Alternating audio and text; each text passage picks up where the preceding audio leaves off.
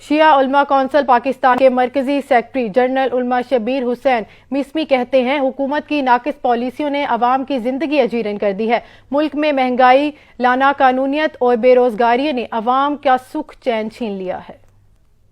شیعہ علماءکونسل پاکستان کے مرکزی نائب صدر علامہ عارف حسین واحدی، مرکزی ایڈیشنل سیکرٹری جنرل علامہ سید ناظر عباس تقوی اور مرکزی سیکرٹری اطلاعات زاہد علی اخونزادہ کے ہمراہ نیشنل پریس کلب اسلام آباد میں پریس کانفرنس کرتے ہوئے انہوں نے کہا کہ عوام آئے روز مہنگائی کے خلاف سراپا احتجاج ہیں، لیکن حکمرانوں کی جانب سے سب اچھا ہے کی رٹ سے عوام یہ سوچنے پر مجبور ہے کہ حکمرانوں کے پاس ان کی فلاح و بہبود کا کوئی پروگرام نہیں۔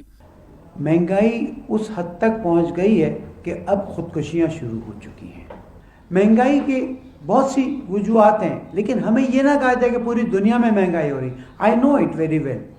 عوام کو ہر صورت ریلیف ملنی چاہیے، اینڈ یہ جملہ کہ all is well is not correct, not acceptable. انہوں نے کہا کہ گلگت بلتستان کو تمام آئینی حقوق دیے جانے چاہیے اور اس سے کم کسی بھی قدم پر راضی نہیں ہوں گے۔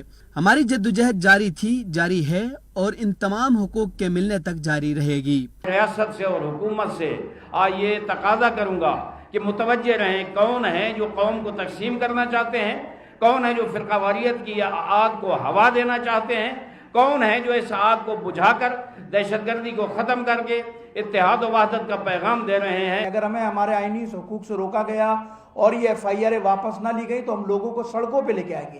کوئی غیر آئینی کام نہیں کریں گے، کوئی ہم دھمکی نہیں دے رہے کہ ہم یہ کر دیں گے وہ کر دیں گے۔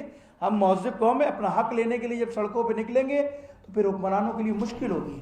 رہنماؤں کا کہنا تھا کہ عوام کو ان کے بنیادی شہری حقوق سے محروم کرنا حکومت کا غیر آئینی اور غیر قانونی اقدام ہے۔ محرم الحرام میں متعدد مجالس و جلوس اعضاء پر FIR کا اندراج عوام کے بنیادی شہری حقوق سلب کرنے کی مثال ہے۔